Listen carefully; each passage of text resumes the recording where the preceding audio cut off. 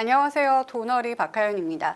AI 투자 이제는 반도체 그 이유를 생각해야 할 시점인 것 같은데요. 오늘은 피지컬 AI 그리고 그 중심에 서 있는 현대차 그룹에 대한 투자 포인트 짚어보도록 하겠습니다. KB자산운용의 허정민 책임님 모셔보도록 할게요. 안녕하세요. 안녕하세요. 네, 먼저 소개 부탁드릴까요? 네, 안녕하세요. 저는 KB자산운용 ETF 마케팅실 허정민 책임이라고 합니다. 네, 오늘 ETF 이름을 봤더니요. 현대차 고정 피지컬 AI입니다. 이게 일단 이름이 길고 맞아요. 피지컬 AI는 사실 저희가 많이 들어서 익숙하지만 생소하신 분들도 있거든요. 먼저 설명이 필요할 것 같아요. 네, 피지컬 AI는 그냥 단어 그대로 해석을 하시면 될 것 같아요. 물리적인 AI. 그러니까 여태까지는 디지털 세계에서 AI가 적용이 됐었다면 이 디지털 세계를 벗어나서 현실에서 스스로 학습하고 작동하는 그런 AI다 이렇게 생각을 해주시면 되는데 뭐 예를 들어서 생성형 AI한테 어떤 요리에 뭐 김치찌개 이렇게 물어보면 김치찌개 레시피를 알려준단 말이죠. 근데 피지컬 AI는 김치찌개를 만들어주고 이제 그 김치찌개를 만들면서 자기가 스스로 학습도 하고 다른 요리까지도 적용을 할 수 있는 이런 피드백 루프가 핵심이다. 이렇게 또 이해를 하시면 될 것 같아요. 그래서 우리가 역사적으로 이렇게 길게 봤을 때 어떤 기술의 전환기에서 이 산업의 핵심을 장악한 기업들이 큰 장기 주도주로 부상을 하는 그런 것들을 우리가 다 알고 있을 텐데 스마트폰에서는 애플 그리고 전기차에서는 테슬라 같은 기업들이 대표적인 예시로 들 수가 있겠죠. 근데 이들의 공통점은 다 하드웨어라는 겁니다. 그래서 우리가 AI 생태계에서 이 하드웨어 역할을 피지컬 AI가 해줄 수 있고 그렇기 때문에 텐베거 기업들이 충분히 등장을 할 수 있다. 저희는 이렇게 보고 있는데 이 피지컬 AI 시장이 휴머노이드 시장으로 또 특정해서 보자면 2035년에 380억 달러, 한 53조 원 규모의 시장으로 커질 전망이라고 합니다. 굉장히 지금 이 시장이 커지고 있다라고 말씀을 해주셨는데 그건 알겠거든요. 근데 사실상 우리가 지금 시장을 바라보면 삼성전자하고 SK 하이닉스가 그냥 반도체 톱톱이 그냥 시장을 이끌고 있습니다. 이 시점에서 현대차를 딱 꼭 집어서 지목한 이유가 있을 것 같아요. 이 피지컬 AI 생태계로 확장을 하려면 큰 두 가지의 병목을 해결을 해야 되는데 하나는 물리적인 데이터, 두 번째는 대량 양산 능력입니다. 근데 이 구간에서 게임 체인저로 등장을 하는 게 현대차 그룹주라는 거죠. 그래서 현대차는 어떤 경쟁력을 가지고 있는지 또 하나하나 또 보자면 첫 번째는 이 빅테크가 모방하기 어려운 물리적 데이터 해자를 갖춘 기업이다라고 설명을 해드릴 수 있을 것 같아요. 그래서 빅테크 기업은 사실 인터넷상의 데이터는 굉장히 넘쳐나는 상황인데 피지컬 AI에서 학습할 이 물리적인 데이터는 사실 절실히 부족한 상황이란 말이죠. 현대차는 이걸 제공해 줄 수 있는 유일무이한 파트너다. 라고 보시면 됩니다. 그래서 피지컬 AI 경쟁의 본질이라고 함은 사실 현장 데이터를 얼마나 빨리 그리고 많이 쌓느냐 이게 핵심인데 현대차의 사실 수많은 공장들 그리고 숙련된 노동력들은 이런 양질의 물리적인 데이터를 제공해 줄 수 있는 곳이 되겠죠. 그래서 현대차 그룹 같은 경우는 지금 현재 연간 한 700만 대 정도 완성차를 생산해내고 있고 테슬라 같은 경우는 200만 대 정도밖에 안 되거든요. 그러니까 이렇게만 비교를 해봐도 사실 압도적인 규모를 통한 물리 데이터 축적이 가능하다라는 것을 대략적으로라도 알 수가 있겠죠. 그리고 뭐 현대차뿐만이 아니라 현대차의 그룹사들도 있죠. 물류를 담당하는 뭐 글로비스, 방산, 현대로템, 뭐 건설 이렇게 사실 다양한 산업군을 보유하고 있는 현대차 그룹사인 만큼 다양한 기술적인 데이터들도 확보할 수 있다는 게 큰 장점이 될 것 같습니다. 그리고 두 번째는 이 자동차 생태계를 로봇으로 이식할 수 있는 그런 능력이 있다는 거죠. 그래서 이 현대차 그룹 안에는 지금 이 기술을 개발하는 보스턴 다이나믹스도 있고요. 핵심 부품을 공급하는 현대 모비스도 있습니다. 그리고 이 피지컬 AI가 완성이 됐을 때 첫 번째 수요처가 돼줄 현대차나 기아가 있고 또 운영 소프트웨어를 담당하는 현대 오토에버, 현대 위아 이렇게 사실 핵심 사이클을 그룹사 내에서 구성을 할 수 있다는 거죠. 그러니까 개발하고 부품도 공급하고 운영을 하면서 데이터도 쌓고 양산을 하면서 다시 적용을 하는 이런 선순환 생태계가 그룹 안에서 돌아간다는 겁니다. 여기에 사실 대량 양산 측면에서도 봤을 때 전통 자동차 산업에서 축적한 이 노하우를 로봇 제조로 이식을 할 수가 있는 능력이 있겠죠. 이게 또 굉장히 강력한 경쟁력이 되고 있는데 사실 테슬라조차도 이 대량 양산에서는 사실 뚜렷한 비전을 드러내지는 못하고 있는 상황에서 대량 양산을 해봤다는 것 자체가 현대차가 가진 가장 큰 경쟁력이라고 할 수가 있겠습니다. 그리고 엔비디아, 구글 이렇게 빅테크들과 끈끈한 연합을 하고 있다는 게 또 세 번째 투자 포인트가 될 것 같은데, 현대차 그룹 같은 경우는 테슬라 같은 경우는 자기들이 모든 것을 해결하는 풀스택 전략이라고 하는 전략을 취하고 있어요. 근데 현대차 그룹 같은 경우는 각 분야의 최고 기업들과 이렇게 생태계 연합을 하는 전략을 취하고 있는데, 이걸 통해서 빠르고 안정적인 성장을 이뤄내겠다라는 전략인 겁니다. 이 중에서 특히 이제 구글, 엔비디아와의 협업이 또 돋보이는 지점인데, 구글 딥마인드 같은 경우는 많이들 아시겠지만 이제 두뇌, 휴머노이드의 두뇌 역할을 하는 이런 시스템들을 아틀라스 그리고 스팟에 적용하면서 구글 딥마인드와는 협업을 하고 있고, 엔비디아와는 자율주행 부문에서 이 가상학습 시뮬레이션 기반 파운데이션 모델을, 이렇게 말하면 좀 어려운데, 네, 그러니까 엔비디아는 이런 가상현실에서 자율주행 데이터를 쌓을 수 있는 이런 파운데이션을 제공을 한다는 거죠. 그러니까 두 회사가 데이터로 연합을 하고 있는 겁니다. 그래서 뭐 많이들 아시겠지만 전 엔비디아 부사장이었던 박민우 사장을 또 현대차에서 영입을 하기도 했고, GPU 5만 대를 또 선제적으로 공급을 받으면서 지금 뭐 새만금에는 한 9조 원 정도 규모로 데이터 센터를 짓기도 하고, 이렇게 대규모의 투자가 이뤄지고 있죠. 이 핵심에 엔비디아와의 협업이 또 주목을 받고 있는 건데, 그래서 사실 현대차의 자율주행 부문은 사실상 이전까지는 디스카운트 요인이었어요. 현대차 그룹 입장에서는. 근데 엔비디아가 합류를 하면서 이게 디스카운트 요인에서 프리미엄 요인으로 바뀔 수 있지 않을까 하는 기대까지 나오고 있는 상황입니다. 그리고 또 한 가지 요거는 그냥 제가 개인적으로 또 강점이라고 생각해서 가지고 온 건데, 현대차 그룹이 2024년에 자율주행 파운드리 모델이라는 개념을 제시를 했어요. 그때는 이게 무엇인지 좀 감이 안 오셨을 텐데, 지금 이제 휴머노이드라든지 자율주행이라든지 이렇게 기술이 발전하고 있는 상황에서 이 내용을 다시 들어보면 어떤 비전을 그리는지 좀 명확하게 보이더라고요. 이 자율주행 파운드리라고 하는 게 어떻게 보면 현대차 그룹의 피지컬 AI 산업의 종지부가 될 수 있지 않을까 하는 이런 예상들이 나오고 있는데, 어떤 논리냐면, 자율주행이 이제 본격적으로 우리 삶에 이제 상용화가 되면 이 경쟁축이 외장, 하드웨어보다는 내부, 소프트웨어, 실내에서 보내는 시간이 많다 보니까 이런 식으로 투자 규모가 옮겨갈 거다라는 게 전제 조건입니다. 그래서 하드웨어의 차별성이 줄어드는 만큼 여기서 제조 비용을 낮추는 경쟁이 심화가 되겠죠. 그러면 결국에는 이 경쟁력이 없는 기업들은 위탁 생산으로 제조를 맡기는 방향으로 산업이 재편될 수밖에 없다고 보는 겁니다. 그래서 이 지점에서 휴머노이드 로봇이 투입이 돼서 대안이 될 수가 있는 거죠. 그러니까 휴머노이드가 지금 시점에서 인간 노동력 대비 한 3배에서 5배 정도의 효율을 낼 수 있다라는 통계들이 나와 있거든요. 그러니까 이게 대량 양산의 변곡점이 되는 가격이 휴머노이드 대당 5억 원입니다. 요 기준으로 생각을 해봤을 때 연간 52,000달러, 그러니까 우리 돈으로 하면 한 연간 7천만 원 정도의 인건비를 대체를 할 수 있기 때문에 경제성이 충분하다라는 통계가 나오고 있죠. 근데 요거는 이제 실제 적용이 됐을 때 다시 한번 또 데이터를 취합해 봐야겠지만, 지금 현재는 요 정도의 경제성이 충분하다라고 데이터로 나오고 있습니다. 그래서 현대차는 지금까지 이렇게 크게 보자면 제조 그리고 AI의 교집합을 차지를 하면서 추후에 이렇게 자율주행 파운드리, 시장에 없는 새로운 비즈니스까지 제안할 가능성을 갖춘 기업인 만큼 저희는 이 주가가 충분히 더 리레이팅 돼야 된다라고 보고 있습니다. 그래서 이제 마지막으로 그럼 현대차의 밸류가 어떤가, 이런 부분에 대해서도 한번 짚고 가야 될 텐데, 지금 이제 피지컬 AI 산업에 대해서 제가 쭉 이렇게 설명을 드리고 있지만 핵심 경쟁력은 데이터 그리고 기술력 그리고 제조와 양산할 능력이 있는지, 그리고 여기에 이거를 충분히 뒷받침할 자본이 있느냐, 이렇게 굉장히 많은 것들이 유기적으로 얽혀서 완성이 되는 생태계라고 할 수가 있습니다. 근데 사실 현대차는 이렇게 테슬라와 유사한 핵심 역량을 보유를 했음에도 불구하고 아직 밸류 같은 경우는 완성차 기업에 밖에 머물지 않고 있다는 거죠.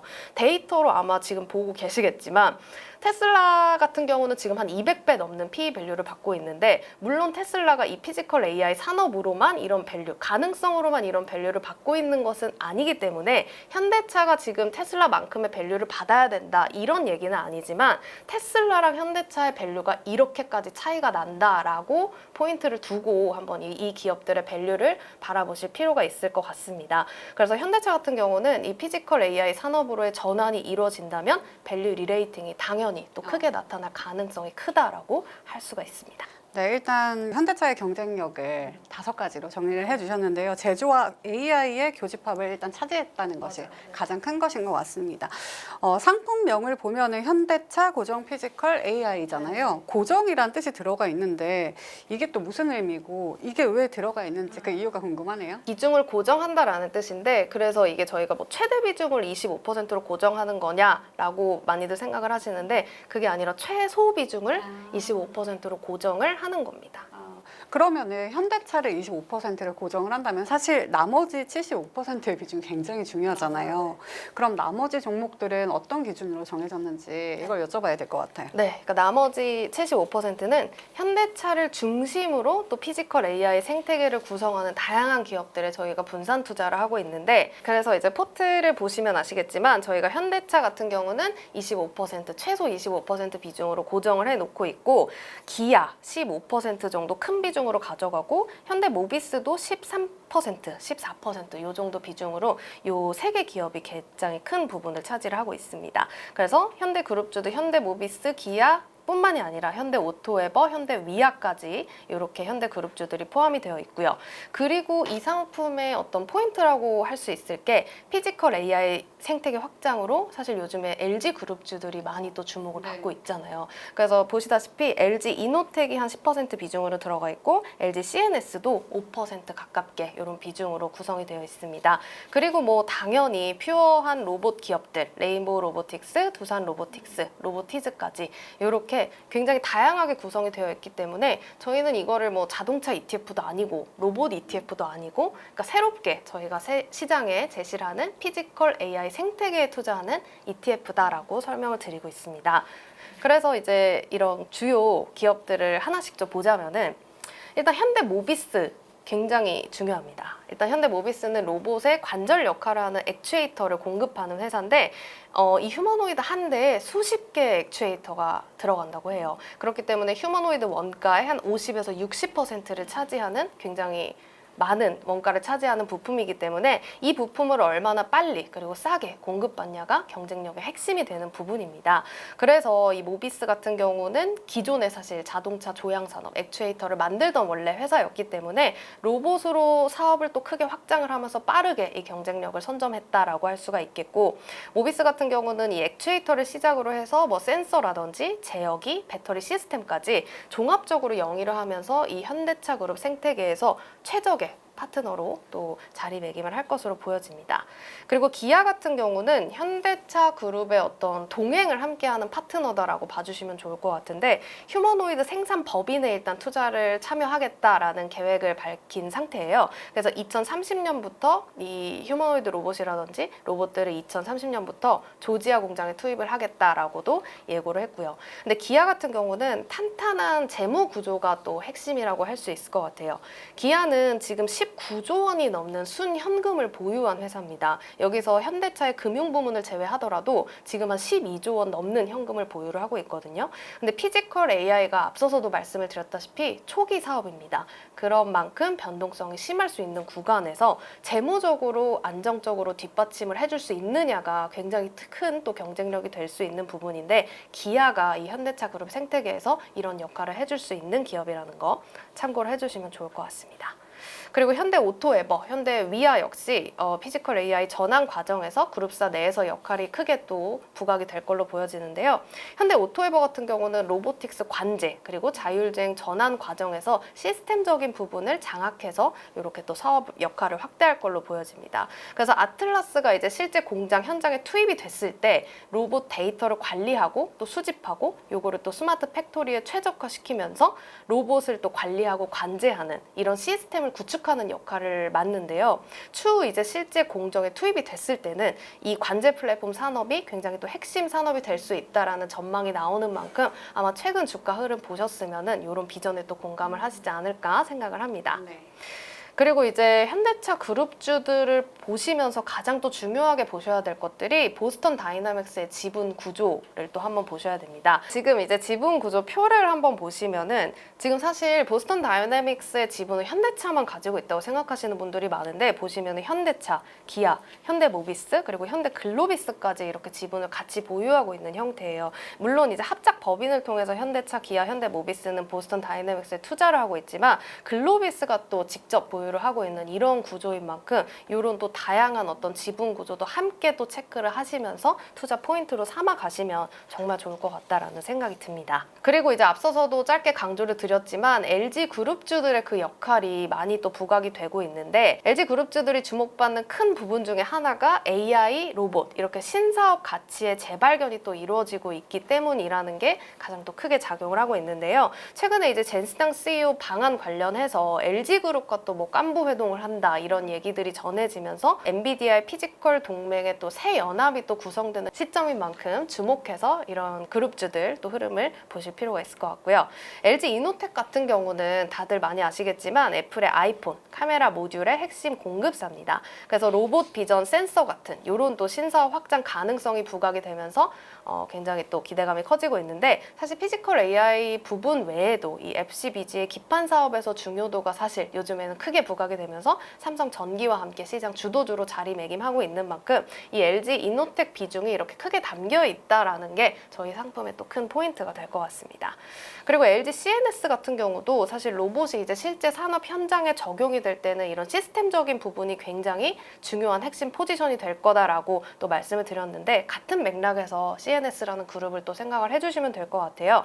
그래서 LG그룹에서도 사실 큰 규모의 어떤 AI 투자를 선언한 상황에서 이런 시스템을 구현하는 SI 업종들 이런 계열사들로 또 수혜가 이어지는 만큼 LG그룹의 또 피지컬 AI 생태계 확장에 중요한 역할을 부여받을 걸로 이렇게 기대가 되고 있습니다. 정리를 해보면 이름에 다 들어있는 것 같네요. 맞아요. 현대차 계열을 중심으로 한 피지컬 AI를 집중 투자하겠다라고 요약을 하면 될 것 같은데 근데 사실 피지컬 AI 투자를 표방하는 ETF들이 지금 상당히 많이 나와 있더라고요. 네, 맞아요. 그럼에도 불구하고 이 상품에 집중을 해야 되는 이유가 있을까요? 네, 그래서 아까도 저희가 말씀드렸지만 저희가 새롭게 제시하는 어떤 개념의 상품이라고 봐주시면 될 것 같아요. 그래서 기존에 사실 자동차 그룹주에 투자하는 ETF도 있고 로봇에 투자하는 이런 ETF들도 있는데 자동차 ETF보다는 사실 미래지향적이라고 할 수가 있겠고 순수 로봇 ETF보다는 안정적인 이런 균형을 좀 추구하는 상품이다라고 강조를 드리고 싶어요. 그 중에서도 저는 계속해서 말씀을 드리고 싶은 게 일반 사실 로봇 ETF와 달리 사실 탄탄한 뭐 현대차, 모비스 다 탄탄한 실적을 베이스로 이루어지는